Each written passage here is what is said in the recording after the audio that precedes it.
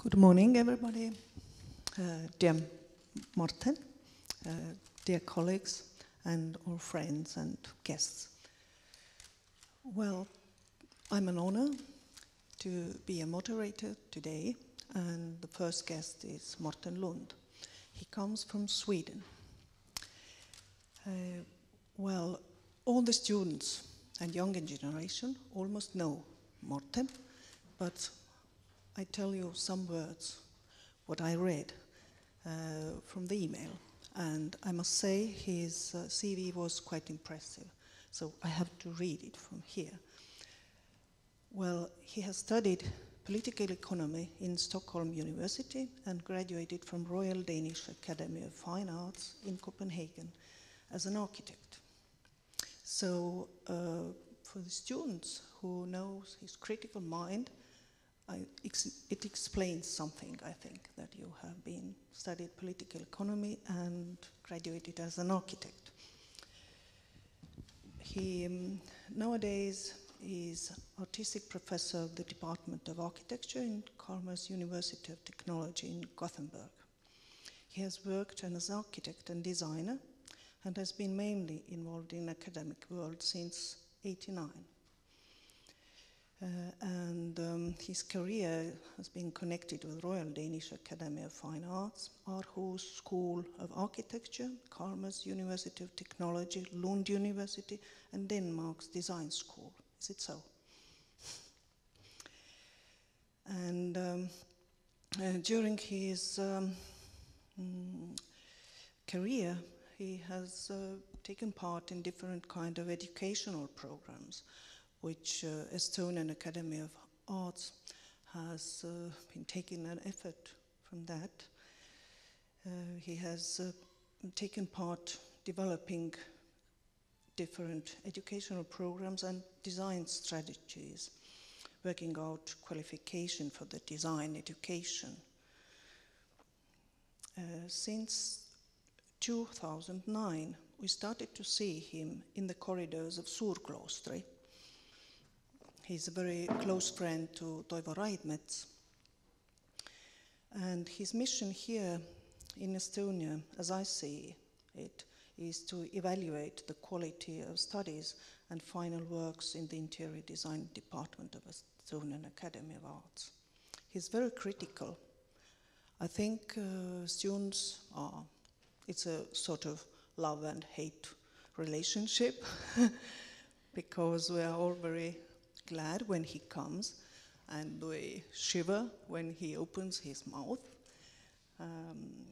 He is very discreet to everything, and that has been really nice to the students because he opens their eyes to see the world from different perspectives. So, and we are really waiting for your lecture now. Please be welcome, Morten Lund from Sweden. Thank you, Pille.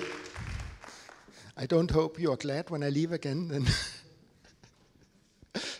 Well, thank you so much for the invitation. Thank you for letting me come here again, and I would talk a little about my proposals, my suggestions for how the development of interior architecture could develop here at the school, based on my experiences. I was working for many years as a dean for the Institute of Product Design at the School of Design in Copenhagen. And during my time, I was responsible for actually diminishing interior design against my will. I was a puppet in the strings, you might say, and had a lot of fights to protect, but didn't succeed. So I would say it's a very, very strange situation in Scandinavia that many of the firm, very, very strong educations in interior architecture has been very weakened Part of the reason is that they've been absorbed by architecture. Part of the reason is that they've simply been very much got reduced funds and so on. Part of the reason is that the pursuit of academia has not benefited the interior architecture because it was not on their terms, but in a way on university terms that they were developing. So all of these things is a part of my critique also, and I try to continue in the manner that you introduced me to, Pille. So, but first, I think we should start a little on the house we are in here, the Guild House of St. Knut, because there's also some points that I think you could be interested about. So this is our building, and of course it's a building from 1860s, certainly not the old medieval guild hall that has disappeared since long, but it was here. And it was established actually from St. Knut, and they were built all the way across Scandinavia, these guild halls. And you can say there were social institutions that we actually learned from the Low Countries how to organize. So people in the cities, they had their social security by organizing themselves in these guild halls. So this is where we stand from. And what I think is very, very interesting is that there's a room, there's a hall, there's institution, and these things are closely linked together. And that's about interior architecture. So these are the guild halls. It all started all the way down here in Schleswig, where Knud Lavard, it was a duke there. He was the crown prince of Denmark, and he was killed by his nephew. Like, they didn't live long in these days. And then he became a saint later on. And in his name, all of these guild halls were built, plus many more, but they are the ones you know about. So that was the institution. Which is interesting is also it shows a little how the world is united.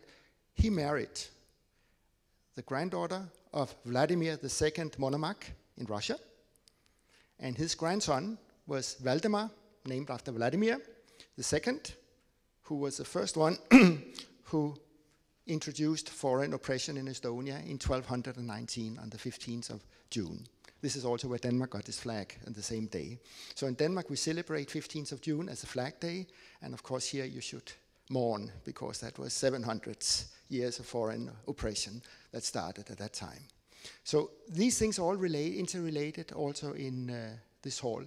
By the way, the saint was called Knud Lavard in Danish, Lavard. It means the same as Lord in English.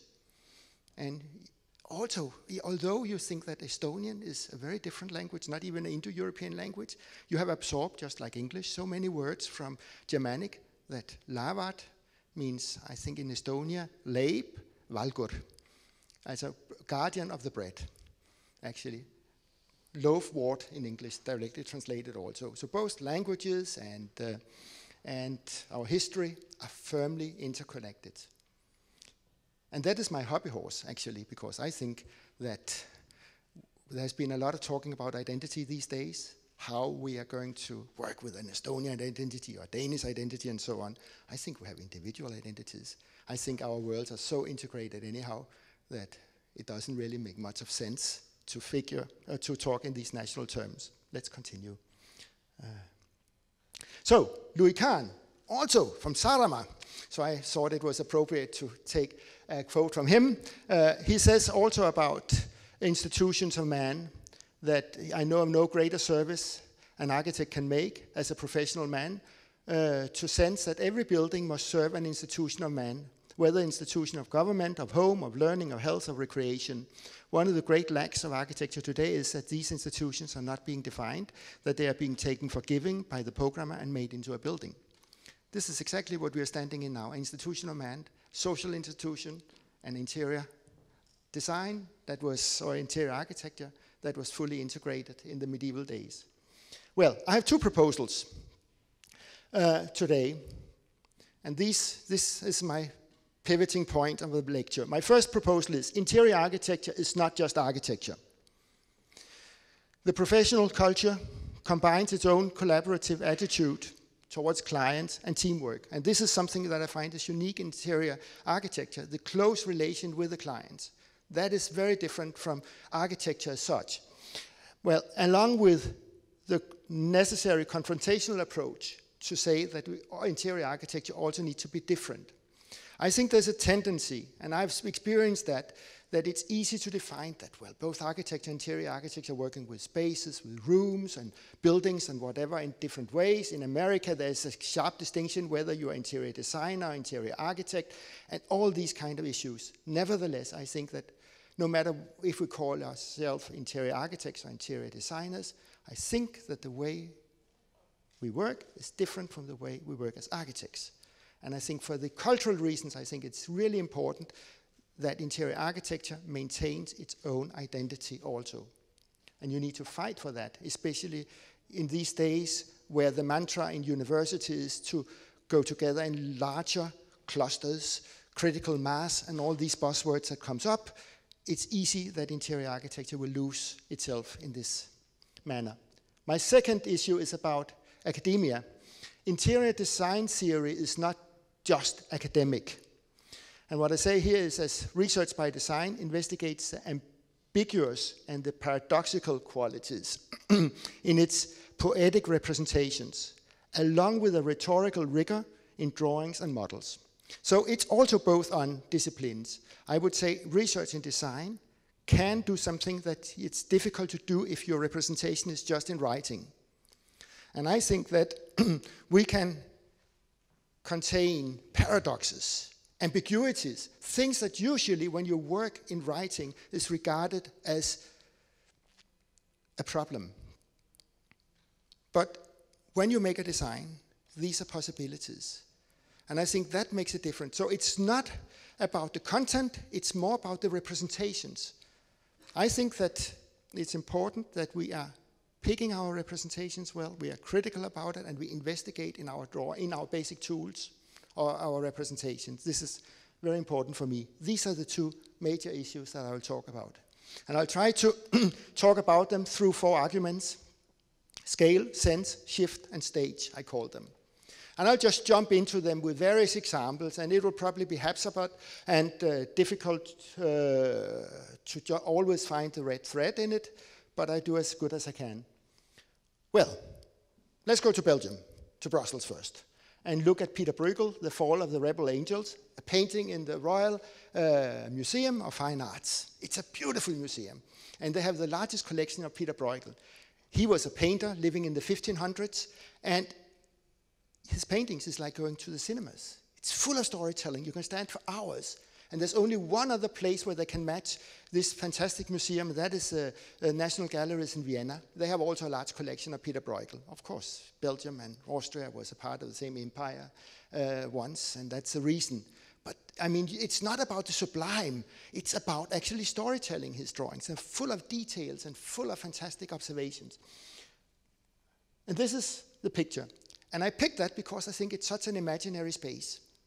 Can you see that he shows all the angels falling, the devils actually, falling from the sky, all the way down here, splashing out on earth and continuing down to hell. And there's no stuff in this building, only people. Everything is formation of people. There's no building details, nothing, except people in motion. And we talked this last 2 days about what is actually interior architecture, what is spatial design. This is about movement as one of the most important criteria. This is all about movement, distance, expanse, and full of fantastic imagery as well. Let's look at scale first. So I go back to the picture, and let's zoom in a little on the scale. First, before we do that, just a reference. It's also an academic lecture. So Edward T. Hall wrote in 1966, he was a Canadian sociologist, The Hidden Dimension. Many of you probably know it, but I think that it's always worthwhile. I like to go back and study it. He was making analysis about what are the social spaces we have. And he started out linking it to zoological studies, you know, how close can you go to a tiger before it runs away? Or if you go a little closer, it attacks you. What are these distances? And so on. And we, of course, have the same kind of distances as human beings. We feel uncomfortable. I mean, if I go close to you like this, you know, we are very close. But and I keep now a distance to you, which is more like a public space. But yes, so this is so nice. So, but it's all about these things, and he defines these scales. And from the intimate scale that we just experienced now, about less than half a meter, to personal scales that you're sitting, you know, across a table and talking in a cafe table. You make your little bubble like that. Or the social space, which is something where a group of friends are clustering up and we could sit here and talk around, and that would be about this space. Or a public space, which we have right here in the room, where I address you, and suddenly my speech become more formal, and I have to think what I say, and I just can improvise. So we change habits by these ways. And in this painting of Peter Bruegel, you can see that the angels, the good guys in the painting, they are having this public space between them. They are all dignified persons, while the devils, you can see here, made in the image of insects or strange creatures, they are all clustering up close to each other. It is as if you lose dignity if you, in a way, in a cluster of people, are breaking into the intimate spaces. And of course, Peter Bruegel is working very, very deliberately with these observations. He knows that in his paintings. And this is research by design, because his paintings, no matter whether it is this one or Icarus or Babel or Tower of Babel or whatever, all of these are based on very, very accurate studies. He's a scholar by research by design, I would say. Okay, sense. Again, it's almost as if you can smell the whole scenery. And indeed, I think you can. Juhani Pallasmaa wrote The Eyes of the Skin in 1996, based actually on a lecture he gave in Copenhagen. And then he was asked to write down, that's the second half of the book, there are 2 chapters. The second chapter is the one that's fun to read, because that's actually written on his lecture. Then the first one, he needed to show that he was a scholar, so that's an academic paper, and it's very boring. And so read the second half of the book, and he has some wonderful notions. He talks about the taste of the stone, for example. And what his claim is that our visual sense is dominating all the other senses in architecture. And even through the visual sense, we are triggering the other senses. So the taste of the stone doesn't mean literally that you have to lick the stones of the building, but just look at it and you get this sense of taste. This is his whole idea. So these are the 5 senses. We can continue with a lot of other ones, but you can actually see that when Peter Bruegel was doing that, he was showing these creatures. Of course, he didn't invent them. It was not like aliens from a science fiction, but they were actually creatures from the kitchen made into human scale. And there's a lot of mull, there's a lot of sea fish, fruit of the sea. And you know all what happens after you have been eating mulls or shrimps or so on. The next day it stinks. And it all evokes a sense of smell, I think, all of these creatures that he has. Fish, mussels and whatever, crayfish, they are all there. And you can see it again. You're getting so close to that, it evokes this kind of sense. So the picture becomes rich. And it's just like Pallasmaa say, your visual sense triggers the other senses, also when you look at this painting. Shifts, movement. I just took it because it was an S rhyme, so it's a little private in this way. But again, let's see. Craig Reynolds, he was the one who invented the algorithm in the computer that's called Boids, when Disney were making his Lion King, and you had these huge flocks of gnus running over the African savannah. How did he mimic this flock behavior on the computer? Well, he invented a program called Boids, and this is one of the early programs because it's actually a very, very simple algorithm to mimic how animals move together. And well, there's basically 3 parameters. There's separation. I mean, avoid to get too close, and then to keep a distance. Alignment, follow the average direction. And cohesion, don't get too far away, but there's a certain distance that you will keep on. Just with these 3, you're actually able to mimic pretty good behaviors like that. And Peter Bruegel is doing the same. This is where all the fallen angels are coming from.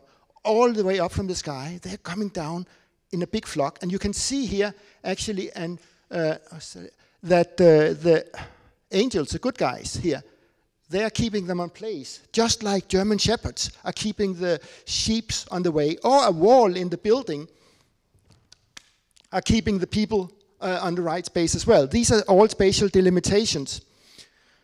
And then avoid too much crowd. So, I mean, they are really close together. They are even grasping each other, but they try to keep as good as they can a critical distance also. So you can even see these kind of qualities in the movement. Okay, stage. What is also important is that it's all about storytelling as well. Of course, this painting is based on the Bible's final chapter in the Bible, the Apocalypse or Book of Revelation, St. John's Book of Revelation.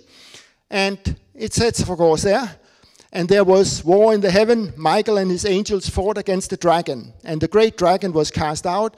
That old serpent called the devil, he was cast out into the earth, and his angels were cast out with him. So we have them as a shared storytelling. And of course, if you know the stories, an image can evoke this tale. This is not the archangel, but one of the angels. And this is the old serpent, seven-headed monster. And isn't it strange that Peter Bruegel is painting them as almost a teddy bear? Or look at this in ordinary animal figures. But there are 7 of these crowned heads. And they look like they're not dangerous at all. It's very interesting how he plays with our notion of the danger and so on. Maybe that is the most dangerous ones where you don't expect it. I don't know. I don't know his ideas about it, but I think it's fun. Well, stuff. Now we continue to other things, because stuff is also an important part of our things, the things we make as designers. Tools for playing. I find many of the tools for playing extremely beautiful. A cricket bat. You know, this is actually made by Cane and Willow, and the man who built it was an important engineer. He was making some of the first railway tunnels in England, the tunnel under the Severn fjord by Bristol, but he was actually using much more time playing cricket that he was doing in building tunnels. So Brunel, that he was working for, was not too happy about his work. An old tennis racket. Also, you know, the way that the ashwood are being bent, and I think this is really art. Unfortunately, you don't see many of these anymore, but it's so beautiful. We can learn a lot. Can you imagine if we could make furniture with this kind of accuracy, with this excellent control of what kind of species of wood we will use? Or musical instruments? I mean, and here you can hear the quality of the sound. You can hear it on the overtones. I mean, there's things you're not even able to see with your eyes that you can hear of qualities. And of course, the string instruments as well, where you would have Norway spruce on top, and you will have marble on the rear. And, well, a Stradivarius. I have a good friend who is playing the first violoncello on Malmö Symphonic Orchestra. He plays a really Cremona piece that cost millions. He would never have any chance to afford it. If he sold his house, he could not even buy his violoncello. And it's made of these pieces of wood. There's even 2 holes in the rear that was finally repaired because some fiddlers in the 1600s in Italy, they put a string around and carried around and played for weddings and so on. And so they had another attitude towards these instruments in these days. But they're so precious and made of wood. A kayak, Struer in Denmark, are producing them. It's such a beautiful piece of art as well. Better than many furniture, I think. And of course, Tatlin's flying instrument as well, and produced by very many same details you recognize from the tennis racket and so on as well, to get the weight down, to make his flying machines flapping like that. We are always regarding this as a madman's fantasy or something like that, but actually he was working together with some of the most important Russian aviation scientists, and you can say that today, I mean, we have produced aircrafts that can fly on human power alone. Not flapping with our arms, but bicycling them forward. And it is definitely possible. And the record is about 100 kilometers from Crete and up to the Cycladen Islands. Pretty much the same route as Icarus was flying. 100 kilometers on your own muscle power. This is impressive, I think. So this was his vision, and we are living in that vision today. And that's also why I think that it's important that when you show historic examples that are aiming at the future, we are standing right now in the future. Sometimes we don't even realize it. But that's all possible thanks to fantastic modern materials. Well, tools for sitting. I'll show you some of the nice pieces that I know. In our apartment, we have this chair. A genuine Estonian mass-produced chair. The first chair in the world that integrated backrest with seat. Made by the Luther factory here in Tallinn in 1878, I think. This was the first year they did it. I mean, this comes before Eames and all the other ones. It was made flat and just bended, so it was not bended in a form. And then it was integrating an ordinary peasant structure, a standard chair with this advanced industrial product on top. And you know, this is exactly how the first, for example, cast iron buildings in Shrewsbury in England that started actually the high-rises in Chicago and so on later. The first flax mill ever produced in the world with iron structure. They were integrating standard barn buildings with advanced iron. So whenever you could take the standard cheap parts, you did that, and then they tried to make fireproof by working with the modern technology. That was in the end of the 1700s. So this is a very good strategy, I would say. And then the suitcase. Everybody in the Russian Empire was traveling with these suitcases. And they were cheap and they were durable. They were the Samsonite of this age. And they're extremely beautiful too, I think. Well, you know, Alvar Aalto, he was looking at this suitcase when he made his first plywood designs in 2930. And the difference between Aalto and the Luther company here is, when he continued, that this precious piece for the Paimo Sanatory from 31, I mean still in Kohonen, in Turku, you can see how they produce them. They put 5 layers of ash wood up and glue them and put them up and let them dry on a table, and they cost 30,000 Danish kroner, such a chair. I mean, I'm not talking about the old one. We couldn't afford that.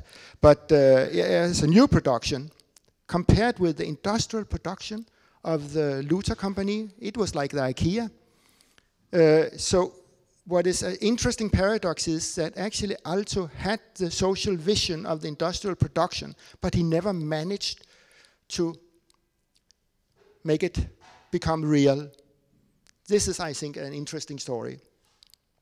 So they continue on the snub effect, but actually here in Tallinn, it was done in the right way.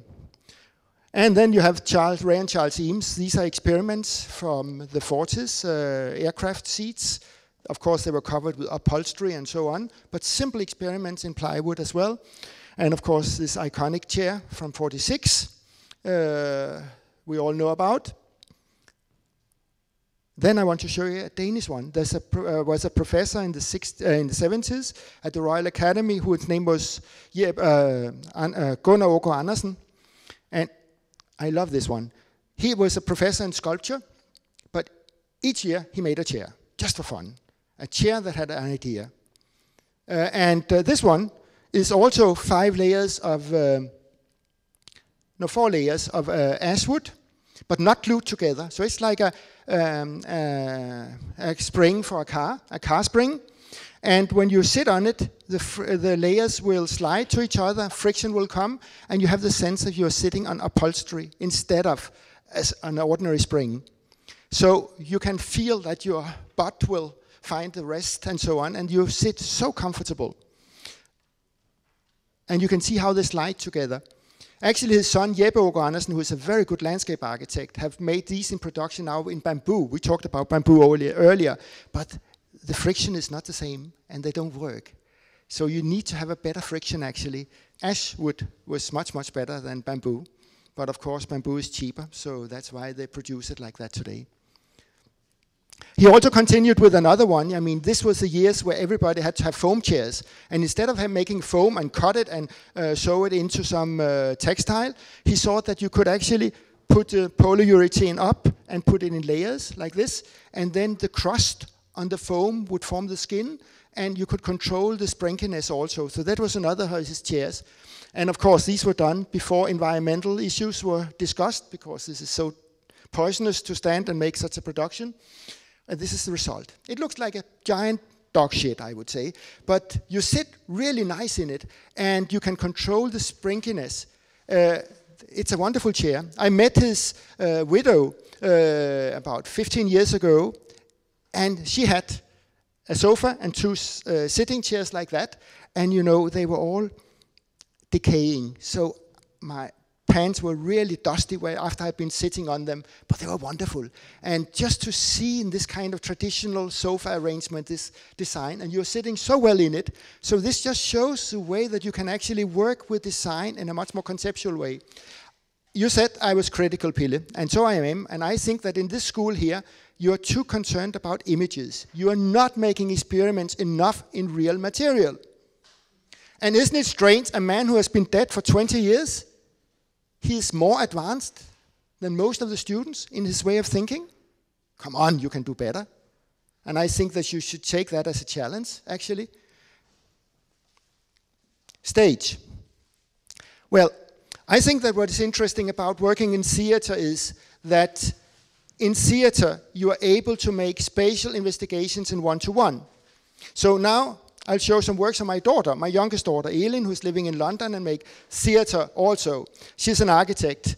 And this is a show 2 years ago, Casting Traces, very close to Foster's office. And this is actually an architect called Will Alsop, made Peckham Library. He was number 2 in the Pompidou competition that Foster and Piano won. Then he was 23 years old, and he's an enfant terrible among English architects.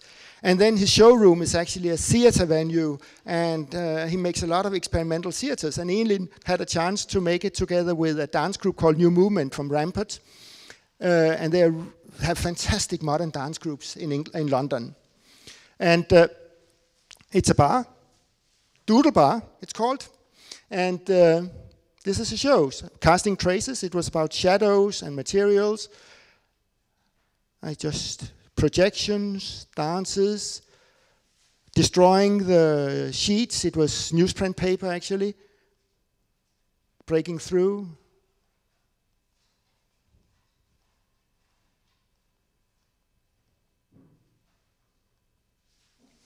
And you can see when you're making shows like that, you can make spatial investigations. Here she was investigating how people and actors or dancers could move in the same space. How can you lead people around? How can you attract? How can you repulse without putting signs or without saying no, no, no? But just by the action itself, you could direct people through the space. I mean, this is a way actually to make real spatial investigations that you can apply in architecture. But you do that on the stage. And of course, this is not a new tradition. Serlio, Palladio, and you name them, Schenkel, they all made stage designs when they investigated their architecture in spaces. Well, let's look at spaces then. Illicitsky, Room for Constructive Art in Dresden, 1926. I mean, this is the year my father was born. And this is actually where I would say that an interior architect that Illicitsky was. I mean, he was working in Vutemas in Moscow in interior architecture. He was making a fantastic room here. And I've seen it, of course, not in real because it was destroyed when it was shown, but in Sprengel Museum in Hanover. Have any of you been there? You have to go there. It's a really good museum of modern art. And Hanover is really an agreeable city to visit as well. So I would strongly recommend that they build a one-to-one copy of that room. And something happens when you are walking around a room instead of looking at books. We all know these projects from books. I mean, look at that. This is probably an image you all know. This is a representation and a black and white photo from Dresden. But then you go into the copy. And what is interesting when you walk around is, I never realized that looking at the pictures. You come in from this room, and then you walk around here. And what happens with the wall? White and black. They're all made by ribs, painted in different colors, just like these kind of paintings in the 1600s, where you had triangle canvas.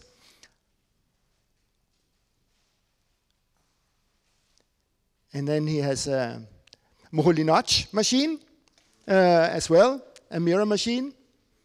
This is a room you look at towards the light, and his chair, painting. And look, when you move around the painting from one side, straight on and to the other side. So these are the lamellas, painted white on one side, black on another side. And you know, this whole invention makes it interesting to walk around, and you walk around the wall. It is as if it becomes an attractor that drags you around, just like Elin was trying to do in his theater. And I've never realized that just looking at pictures. And I never realized the power it had, that you actually want to walk around along the walls. That you say, come, the building say, come on, Morten, move, go around here. And I followed the suggestions. This is so nice. And of course, it's very abstract too, the whole space. He tried to make materiality go away, almost as if it was made on a computer. So, of course, the ambitions were like that all the time, and then I leave again. Kurt Schwitters was also an important German artist, and he lived in Hanover, and he transformed his entire apartment into an installation. And it's fantastic to read about it. It's called, actually, and it has been done also as a copy in 1987 in the same museum, and you can investigate one of his rooms of his apartment in one-to-one. It's called, I mean, there are many books written about it, The Cathedral of Erotic Misery, he called it, because he had a son, Ulrich, who died very young. And I think his whole marriage and family life collapsed because of that sorrow. And he was really tormented by that. And in a way to get on with his life, he started to rebuild his entire apartment. So it's not just the artist who makes stuff. It is a person who is totally obsessed of this transformation. It is his own mind we are climbing into when we are looking at this installation. And these are the images that you know from books, black and white. From that, the building, the apartment, he left that in 1937 because of the Nazis, went to Norway, tried to actually reconstruct his installation in Norway, in a barn in Norway by Trondheim. And then he had to escape from Norway when the Nazis came and occupied Norway, went to England, and then he did it over again, and then he died in 1943, I think. Or 46, I don't remember, in England. So he had been 3 places like that. But if you walk into it, you of course again walk towards the sun, towards the light, the window, and you walk along the side. But here you see these fantastic ideas of all the different scales. There's a lot of small scales that goes on, and larger movements and sweeps in the building. So there's something close up, there's something from the distance, which is quite nice. And everything is made by, I mean, he didn't have much money, so everything was made by pieces of boards he could buy and repaint it and put things in. And there's a lot of small cavities around. And there he put all things that he remembered his son from. His toys, small notes, and so on. So they're all containers of memory as well. So it's a memory space. I think that Yuri was showing John Dee. You had a reference for that, and there are also in the 1600s memo techniques and philosophy and memo techniques goes together and so on. It's very much in that manner as well. Full of small spaces where things could be.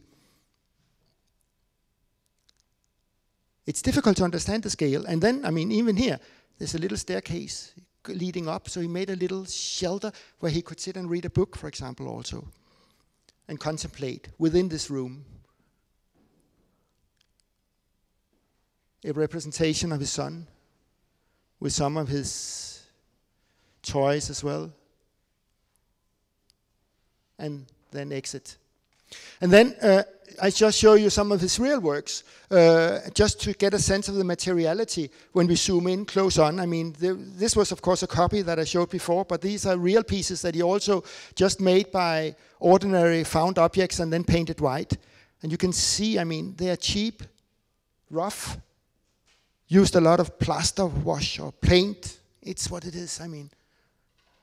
Sand it down, paint again, fill it out with polyfiller and so on. So it was very rough, but wonderful, I think. Well, another space that I really enjoy is Villa Le Lac, Le Corbusier's first space to his mother and father in Corseaux by Montreux by the Geneva Lake. Have any of you seen this place? This is another thing I really would recommend you to go and see. Go to Switzerland and see it. It was the first villa. Le Corbusier's mother and father, they were pretty affluent. He was a clock producer, they owned a factory, and Corbusier actually made a design for the house in the Jura Mountains in western Switzerland. Chaux-de-Fonds, the village is called.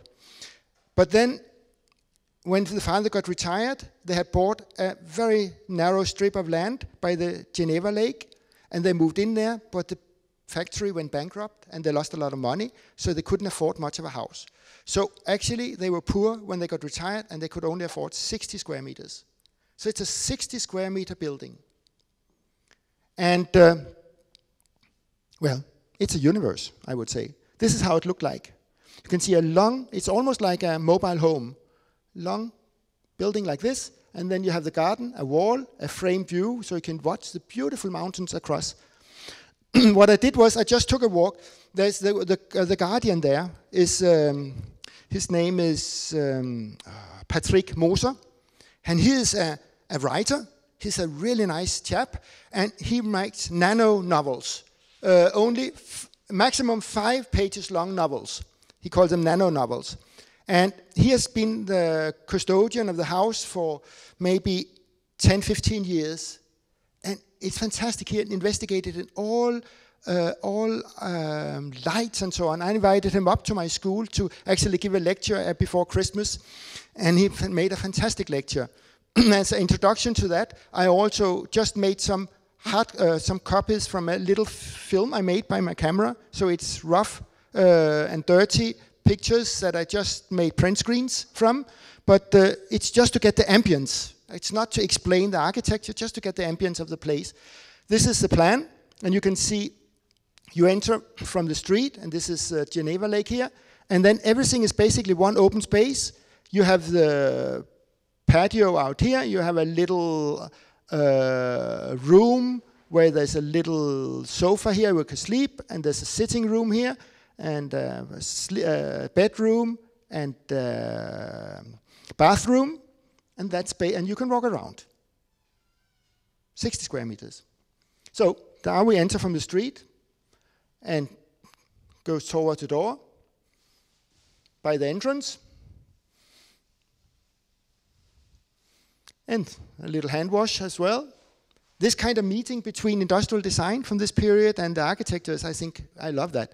And then you look out to the garden. There's a skylight you can see. Shadows. Then you walk along the Geneva Lake. You look out to the lake and the garden, the hand wash, and the bathtub. And you see the mother, she loved to lie in the bathtub and look out. So it's a part of the whole space. And when you lie there, you look, this is a view. And in October, you have this flicker of water.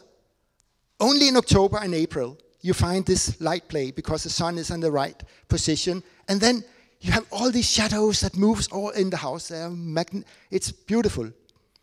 And the father, he liked to, he died after a year when they moved to this house. And so he was tired, but he liked to sleep in the sofa while the mother was sitting outside preparing the lunch and so on. So it was full of empathy. He knew his parents, he loved his parents, he built it for his parents and their life. And under here, the mother was sitting and preparing the dinner.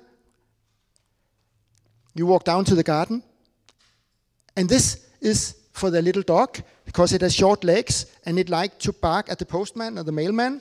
So he needed to, when cars, mailman was coming by, they made a little window and little stairs, so he could stand there and bark. So, I mean, he also had empathy for the dog. And they also had a cat, so you walk up to the roof terrace, and here, on this little part, the cat could sit and control.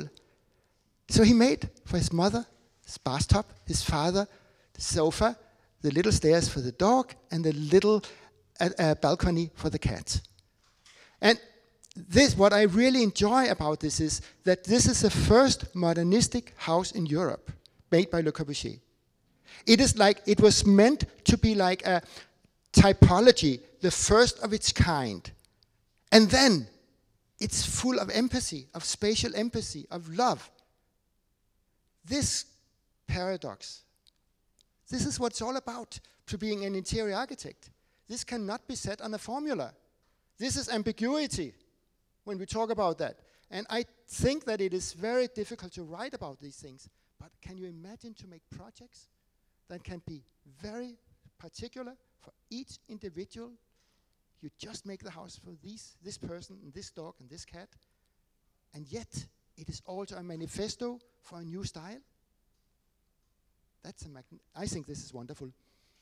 Well, Alison and Peter Smithson, the Economist building in London, is also one of my favorite. Especially today, where we have so many stupid high-rises in our cities.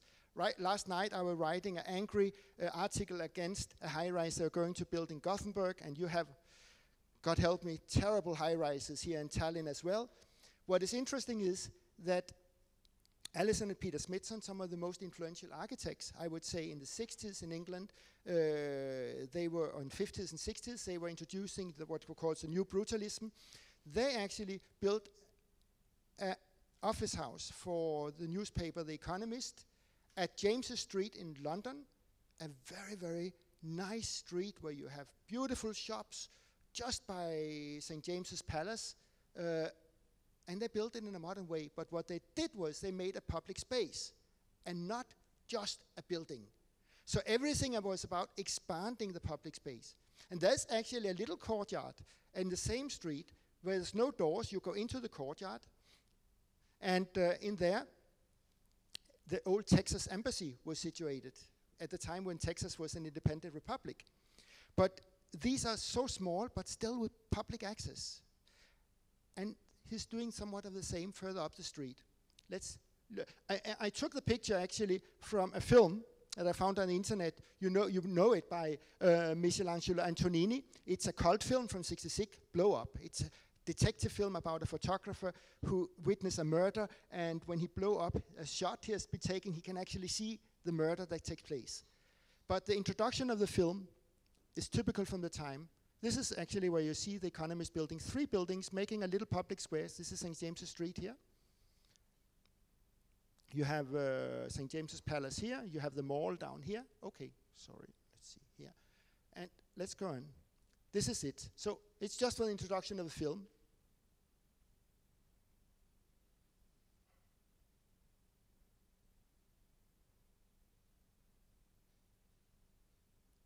That was it. It was just a movement through this public space. Shops, workshops it is. Also, to work conceptually in furniture, I will just show you a workshop I had when I was at this design school for 20 years ago, where we had the Dutch elm disease, and I got a lot of elm wood for free, and we hired some people with chainsaws, and then all the students got a box, and each of them directed the man with the chainsaw, and then we made massive furniture. And it was really fun, and they were very different. And then I will show you from Tallinn, because it was so nice when we were out in the restaurant. Maria and Kylie was here, and now Hannes is here. And you know, they're all my students from a workshop. And it was not in 96, it was 98, because I went down to Sigrid and went to the library, and I found our brochure. So here we all are. And it is really one of the nicest experiences I've had as a school teacher. This is his workshop. And because of that, Toivo was making the arrangement at the Luther Company, and my heart stayed here in Tallinn after that. So I feel like a citizen also here. This was so fun. I remember when Toivo and I met in Copenhagen. He was walking by my office, and we said we could make a workshop together here. And you know, Toivo is so fast. The first thing he did was to go back, go up to the manager, set up a meeting, say, Morten, now you have to come because I made a meeting. We went up there, and we got a whole floor, money, and we just went on and make experiments. So I'll show you a little of that. So this was the floor of the factory, all empty, and we could use all of that space. Ah, who's that? You remember her?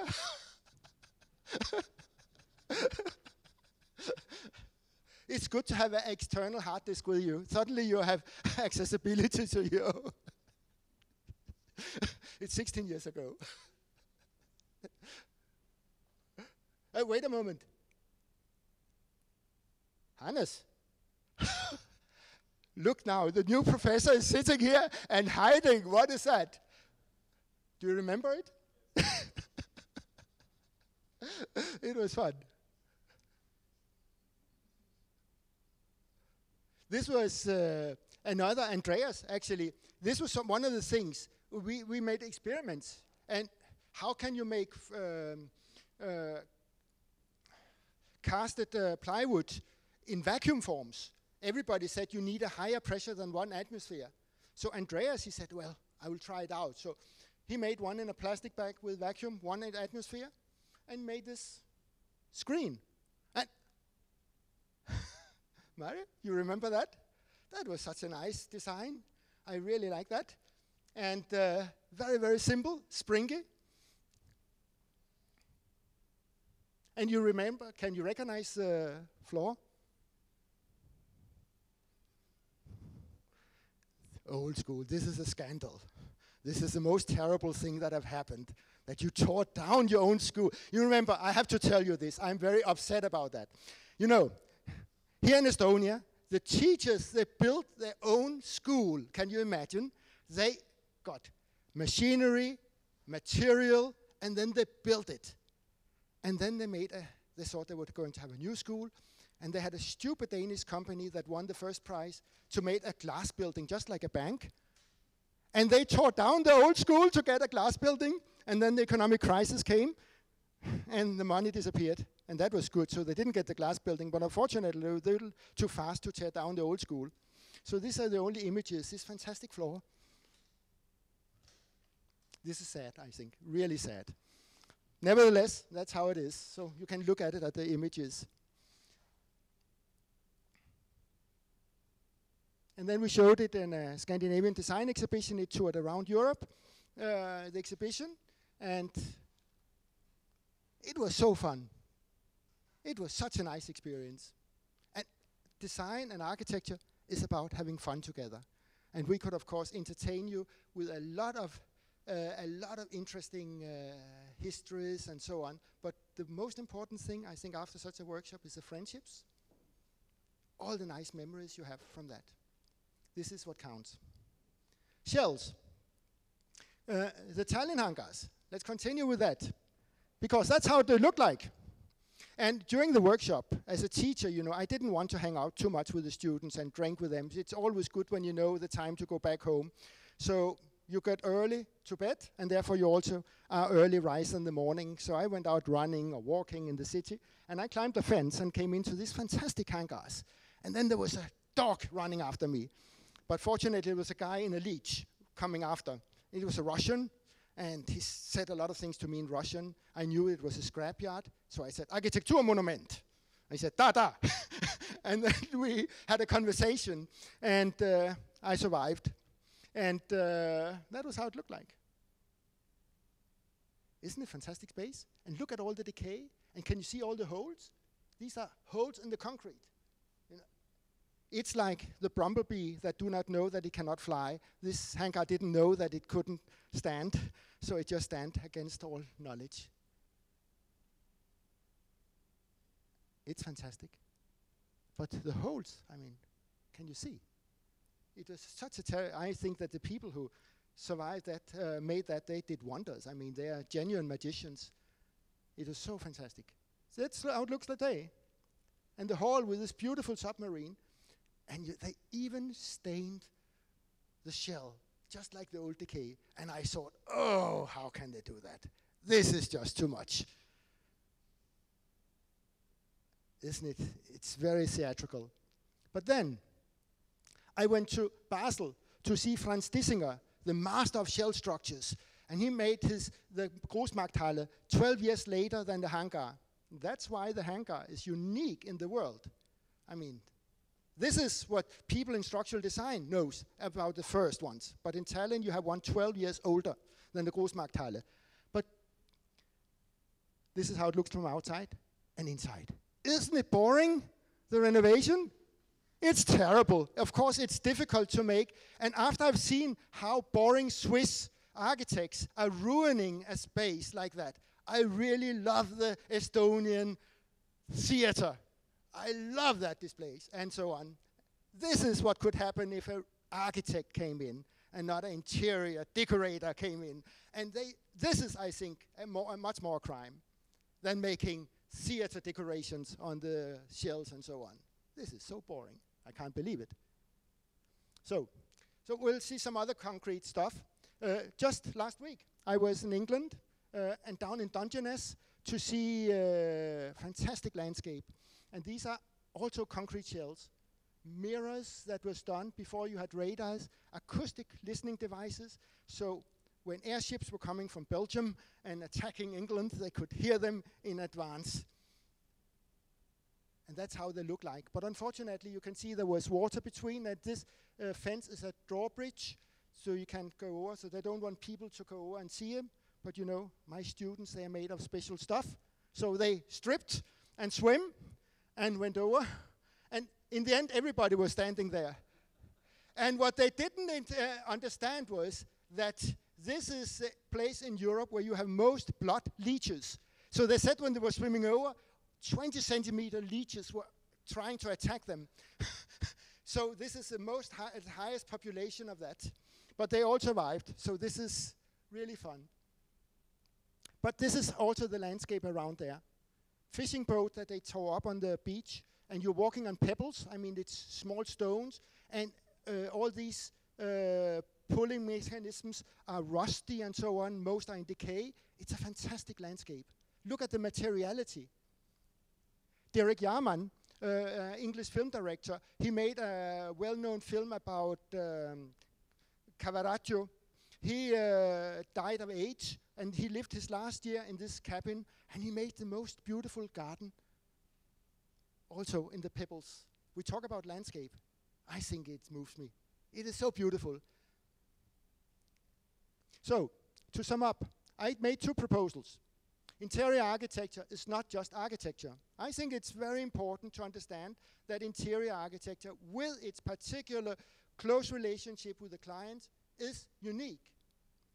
I think that you know, working with a client, that if you are using too much money, the client would need to eat porridge the next month. I mean, this is the kind of relationship you have. And I think this is unique. If as an architect and you have this relationship, it's much more abstract. It's a matter of how your deficit next year will be on your balance sheet. But it's a personal relationship you usually have, since assignments are smaller and much more direct. And that's a quality. That's a particularity that you should be proud of and do something about. And the other one is that interior design theory is not just academic. One of the things that I'm so critical about is all the paperwork that the students need to do. They need to use half their time to make a stupid thesis that they write instead of making good design. And you know, many of the students, they didn't choose to be interior architects because they wanted to write. Maybe many are dyslexics and so on. I mean, and it's really a struggle to write.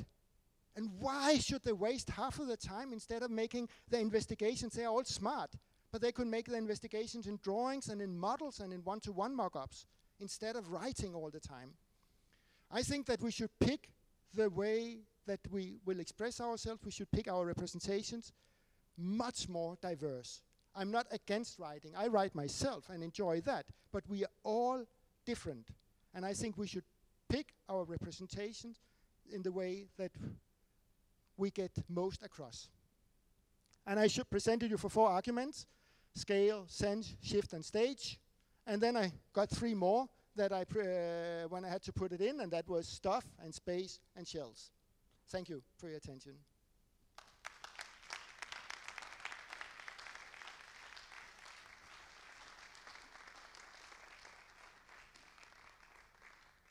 Thank you, Morten. I have one question. Well, enough now? Not enough. Well, you told us about these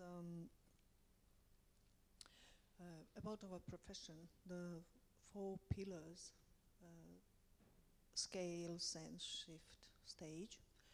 I think this is all very nice, and this is why at least most of us, I think, come to study interior design. Yesterday we had an opportunity to follow So Fujimoto's lecture, which actually was quite the same issues what you told us, and it was like a fairy tale, that it's somehow you wake up and see that's why we all came to study, and somehow we lose ourselves.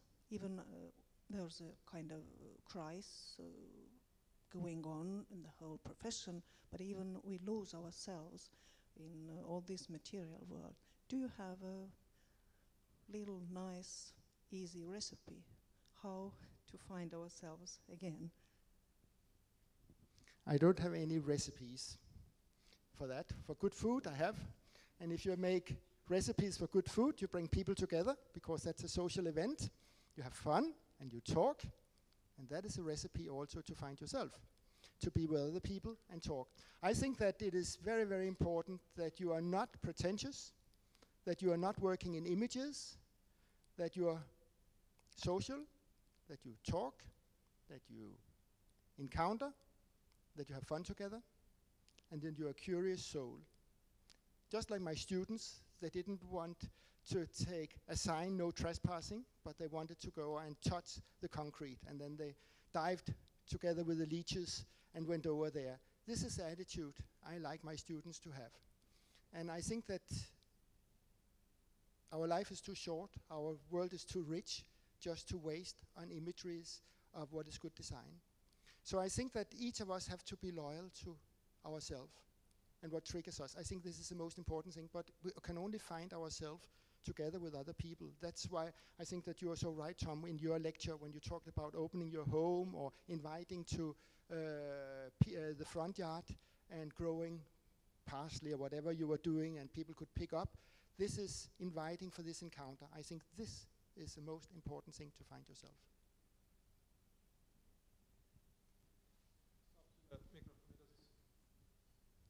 Thank you, Morten. Well, please. Yeah. Thank you, Morten, for awakening memories back then. But I want to be a little bit critical because I found myself thinking that maybe architects also should have this empathy, and nowadays they are talking with groups of people who will use the buildings after, and they want to have this connection to people also. And maybe it's not so different from interior architects, that they do have the sense, they do have to have the sense also. Okay, yes. I think you're very right. And I think that, first of all, I'm stupid when I begin to talk about architects and interior architects. I do it also as a rhetorical thing, even if I warn against it. So of course I'm also ambiguous myself. I had invited up some really good people for a seminar in structural design last year. And when we were sitting and eating a fancy lunch, all of the engineers and architects we were sitting and talking all felt that they didn't quite fit in the environment. They were all a little strange. One of the guys who came from England, his name is Alex Leifschutz. He made the Royal Jubilee Bridge, a pedestrian bridge in London, and a Royal Victoria Dock Bridge, also nice structures and so on. He said that he always felt a little uncomfortable in all the environments, and he never felt that he fitted in as an architect. So everybody was doing like that. They were important people, all of them, and they felt a little awkward. So Alex Leifschutz, he said, it seemed like we are all a happy band of pirates sitting here. And this is how I think all of us feel. And I'm sure that if you think about yourself, all of you here, you also feel that you don't quite fit in to the formula. The path you took in the education and your professional life was a little crazy, a little strange. So I think it all boils down to that we are individuals. I think this is what is important. And we need to follow ourselves. And I'm an architect with deep respect for interior architecture, particularly the culture around it. But of course I'm an architect, I'm not an interior architect. This is my training, and I like to work with large structures and these kind of things as well. But I hope that I can understand it, and I just use my curiosity as a vehicle for my life around that. And I think that is what is important. So yes, please take that back about talking about the professional groups too much. I wrote also that it's architecture, not architects, and interior architecture, not interior architects. I did that deliberately to avoid that we put ourselves in boxes. I think it's most important that we all acknowledge that we are a happy band of pirates. Thank you. Any other questions?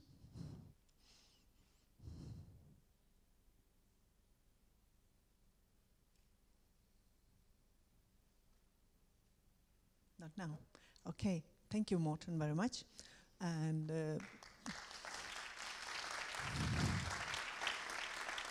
we'll have a small break for about 15 minutes, just coffee and snacks, and then we'll continue. Thank you.